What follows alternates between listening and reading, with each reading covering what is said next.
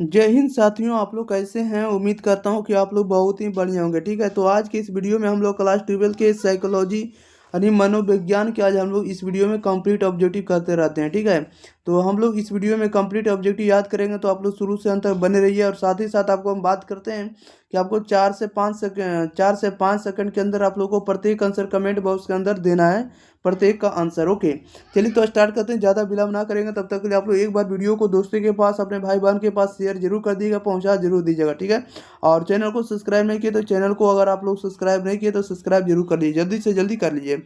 चलिए तो question number हम लोग लेते हैं फर्स्ट नंबर की ओर। आप लोग देखिए, जितना भी ऑब्जेक्टिव बताएंगे सभी आपको 2025 की बोर्ड परीक्षा में यहाँ से आपको देखने को मिलने वाला। ठीक है, इसी के अंदर आपको क्वेश्चन देखने को मिलेगा, और गारंटी आपको हम करते हैं 100% की यहीं से क्वेश्चन आपको पूछा जाता है। ठीक है, तो आप जैसा कि आप लोग देख रहे हैं कि सभी आपको क्वेश्चन प्रीवियस ईयर का क्वेश्चन हम लेकर आए। चलिए स्टार्ट करते हैं पहला नंबर क्वेश्चन की ओर। पहला नंबर में कह रहा है कि किस चिकित्सा में अध्ययनुकूलन के नियम प्रयुक्त होते हैं, बताइएगा। कह रहा है किस चिकित्सा में अध्ययनुकूलन के नियम प्रयुक्त होते हैं, तो ये प्रस्तुत होते हैं आपको व्यवहार चिकित्सा में। राइट आंसर आपका डी हो जाएगा। क्वेश्चन नंबर 2 कह रहा है कि पारस्परिकता अवरोध का नियम का आधार होता है। इसका आधार क्या होता है, तो इसका आधार होता है आपको क्रमबद्ध असंवेदीकरण का। ठीक है, पारस्परिकता अवरोध का नियम का आधार जो होता है क्रमबद्ध असंवेदीकरण का होता है। राइट आंसर आपका सी हो जाएगा। नेक्स्ट क्वेश्चन लेते हैं। क्वेश्चन नंबर देखिए 3 नंबर की ओर। आप लोगों का टाइम बहुत कम रहा है, इसलिए थोड़ा फास्ट करवा रहे हैं। क्वेश्चन नंबर 3 में कह रहा है कि पतंजलि का नाम किससे संबंधित है, बताइएगा। पतंजलि का जो नाम संबंधित है आपको योग दर्शन से। राइट आंसर सी हो जाएगा। क्वेश्चन नंबर 4 में कह रहा है कि सेवार्थी केंद्रित चिकित्सा को किसने प्रतिपादित किया, बताइएगा। सेवार्थी केंद्रित चिकित्सा को किसने प्रतिपादित किया है, तो राइट आंसर आपका बी हो जाएगा, रोजर्स ने किया है।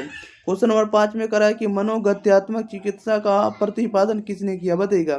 मनोगत्यात्मक चिकित्सा का प्रतिपादन किसने किया, तो राइट आंसर आपका सी हो जाएगा, फ्राइड ने किया है। ओके, आप लोग इसको 1 के पर कर लीजिएगा। ठीक ठीक है, क्योंकि थोड़ा फास्ट पढ़ा रहे हैं, क्योंकि आप लोगों के पास टाइम बहुत कम रहा है। क्वेश्चन नंबर 6 में कह रहा है कि निम्नलिखित में या निम्नांकित में कौन जैव आयुर्विज्ञान चिकित्सा चिकित्सा नहीं, बताइएगा।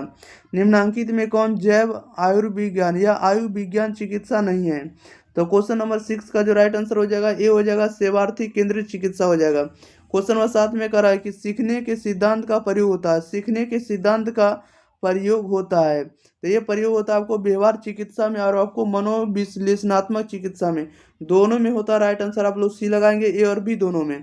नेक्स्ट क्वेश्चन ले लेते हैं। क्वेश्चन नंबर देखिए 8 नंबर की ओर।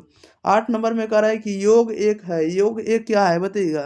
तो योग जो होता है एक प्रकार का वैकल्पिक चिकित्सा। राइट आंसर भी हो जाएगा। क्वेश्चन नंबर 9 में कह रहा है, देखिएगा, कह रहा है इनमें से कौन जो है मनोविश्लेषण विधि से संबंधित नहीं है, तो मनोविश्लेषण विधि से संबंधित नहीं, आपको क्रमिक विसंवेदीकरण। राइट आंसर आपका बी हो जाएगा।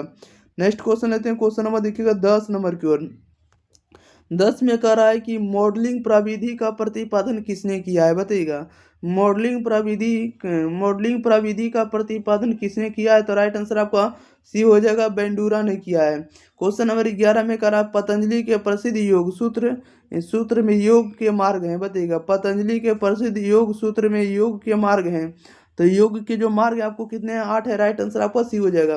क्वेश्चन नंबर 12 में कह रहा है उत्तम स्वास्थ्य हेतु किस भारतीय मनीषी ने अष्टांग मार्ग को प्रतिपादित किया है, तो अष्टांग मार्ग को प्रतिपादित किया आपको पतंजलि ने। राइट आंसर आपका बी हो जाएगा।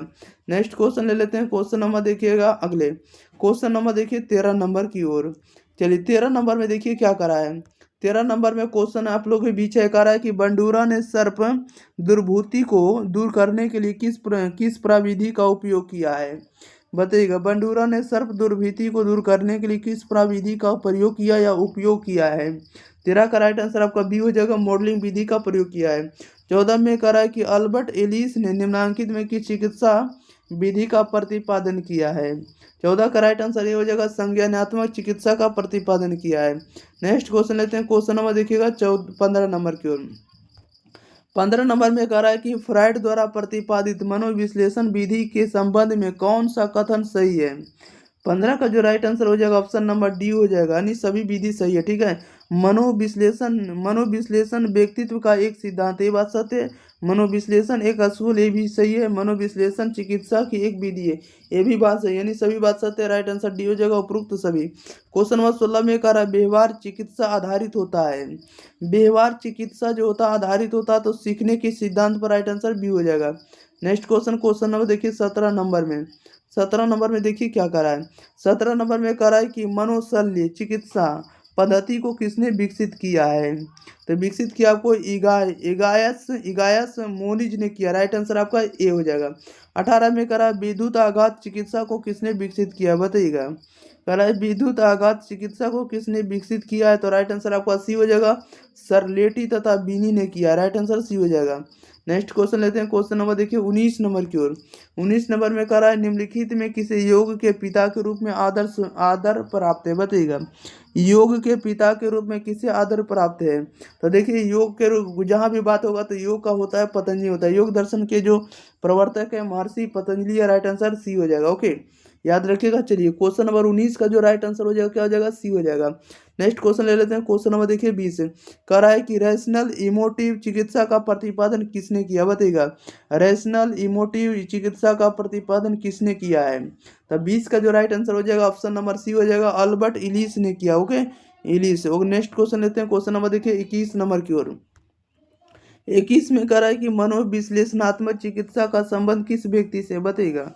मनोविश्लेषणात्मक चिकित्सा का संबंध किस व्यक्ति से है, तो राइट आंसर ए हो जाएगा, फ्राइड से संबंध है। ओके, 22 नंबर में कह रहा है कि व्यवहार चिकित्सा की निम्न में से कौन सी तकनीक उपयोग में नहीं लाई जाती है, बताइएगा। व्यवहार चिकित्सा की निम्न में से कौन सी तकनीक उपयोग में नहीं लाई जाती है, तो 22 का जो राइट आंसर होगा ऑप्शन नंबर डी हो जाएगा, उद्बोधक चिकित्सा नहीं लाई जाती है। क्वेश्चन नंबर 23 में कह रहा है निम्न में से कौन मनोविश्लेषण विधि से संबंधित नहीं है।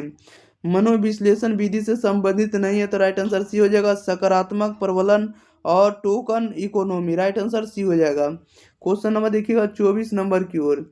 चलिए 24 नंबर में कह रहा है कि श्वसन अभ्यास को योग में क्या कहा जाता है, बताइएगा।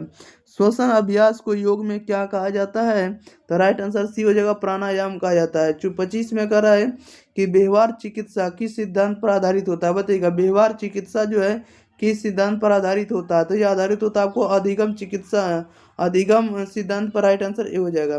26 में कह रहा है कि कार्ल्स रोजर्स द्वारा किस चिकित्सा का प्रतिपादन हुआ है, बताइएगा। कह रहा है कि कार्ल्स रोजर्स द्वारा किस चिकित्सा का प्रतिपादन हुआ है, तो 26 का राइट आंसर सी हो जाएगा, क्लाइंट केंद्रित चिकित्सा का। ठीक है, क्लाइंट केंद्रित चिकित्सा का राइट आंसर सी हो जाएगा। क्वेश्चन नंबर देखिएगा आप लोग 27 नंबर की ओर।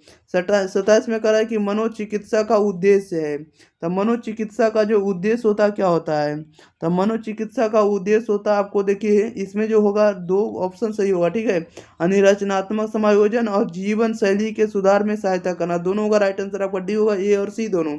नेक्स्ट क्वेश्चन लेते हैं। क्वेश्चन नंबर देखिएगा आप लोग सीधे 28 नंबर में। 28 नंबर में कह रहा है कि क्रमबद्ध असंवेदीकरण किस चिकित्सा विधि में उपयोग किया जाता है, बताइएगा। कह रहा है कि क्रमबद्ध असंवेदीकरण किस चिकित्सा विधि में उपयोग किया जाता है, तो यह उपयोग किया था आपको व्यवहार चिकित्सा में। राइट आंसर ये हो जाएगा। 29 में कह रहा है उद्बोधक चिकित्सा को स्थापित किया। उद्बोधक चिकित्सा को स्थापित किया है, तो ये किसने किया, तो आपको विक्टर ई फ्रैंकेल ने किया। Right answer option number B हो जाएगा। ओके, कह रहा है कि विक्टर ई फ्रैंकिल ने। राइट आंसर सी हो जाए, बी हो जाएगा। क्या हो जाएगा, बी हो जाएगा। चलिए, तो इस वीडियो में जितना ऑब्जेक्टिव था सभी के सभी आपको ऑब्जेक्टिव कंप्लीट कर दिए। इस तरह से आपको सब्जेक्टिव क्वेश्चन पूछा जाएगा, ठीक है, इस चैप्टर से। तो आप लोग ज़्यादा से ज़्यादा प्रयास करिएगा कि इस वीडियो को अपने भाई बहन के पास जरूर शेयर कर दिएगा, पहुंचा जरूर दीजिएगा, ठीक है। और जिस भी ग्रुप में चलाते हैं उस ग्रुप में एक बार शेयर कर दिएगा, स्टेटस वगैरह आप लोग लगाते रहिए। ओके, चलिए, तो हम लोग मिलते हैं अगले वीडियो के साथ। तब तक लिए आप लोग चैनल को सब्सक्राइब कर लीजिएगा और बताइएगा कि रमेश सर का जो कंटेंट है आप लोग को एग्जाम पेपर पढ़कर कैसा लग रहा है। ओके, और आपको किस विषय पर आपको वीडियो चाहिए, और बहुत सारे आप लोग को वीडियो पहले से अवेलेबल करवा दिए हैं, उसको आप लोग जाकर जरूर देख लीजिएगा, क्योंकि आप लोग का प्लेलिस्ट हम तैयार कर दिए। ओके, चलिए मिलते हैं अगले वीडियो के साथ। तब तक लिए thank you for watching this video. धन्यवाद।